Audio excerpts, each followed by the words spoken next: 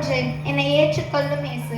கலாத்தியர் 3:28 யூதன் என்றும் கிரேக்கன் என்றும் இல்லை, அடிமை என்றும் சுயாதீனன் என்றும் இல்லை, ஆண் என்றும் பெண் என்றும் இல்லை, நீங்கள் எல்லோரும் கிறிஸ்து இயேசுவுக்குள் ஒன்றாயிருக்கிறீர்கள்.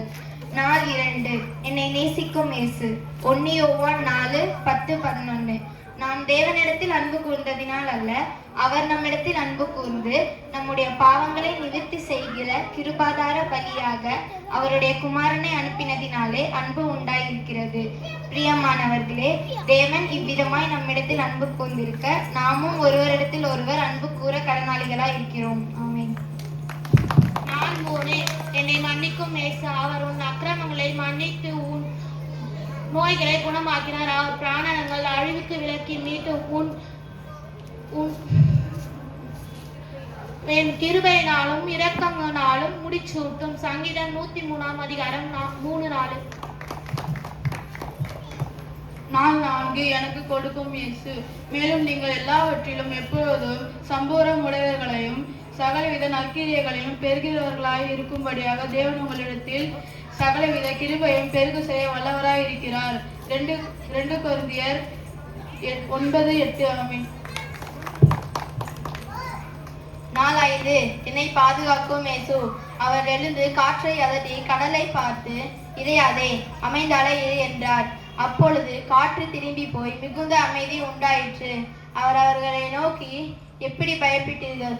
ஏன் உங்களுக்கு விசுவாசம் இல்லாம போயிற்றா என்றார். Mark 4:39-40.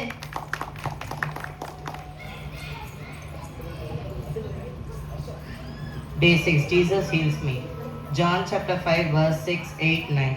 When Jesus saw him laying there and learned that he is in this condition for these many days, Sir, invalid replied, I have no one to help me into the pool when the water is still. Then Jesus said, get up, pick up your mat and walk. Amen. நாள் 7 என் மீது அக்கறை கொள்ளும் இயேசு. தேவனை என்னை ஆராய்ந்து என் இருதயத்தை அறிந்து கொள்ளும். என்னை சோதித்து என் சிந்தனைகளை அறிந்து கொள்ளும்.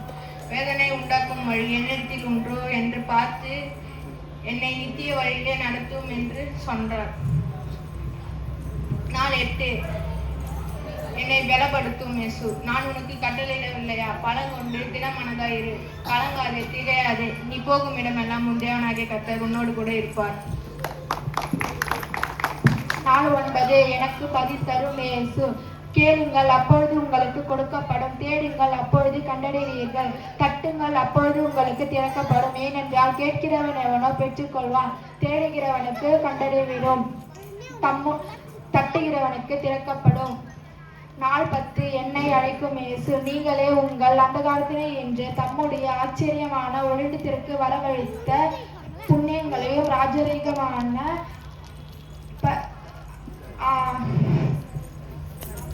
ஆசாரிய கூட்டமாயும் பரிசுத்த ஜாதியுமாயும் அவருக்கு சொந்தமான ஜனமுமாய்.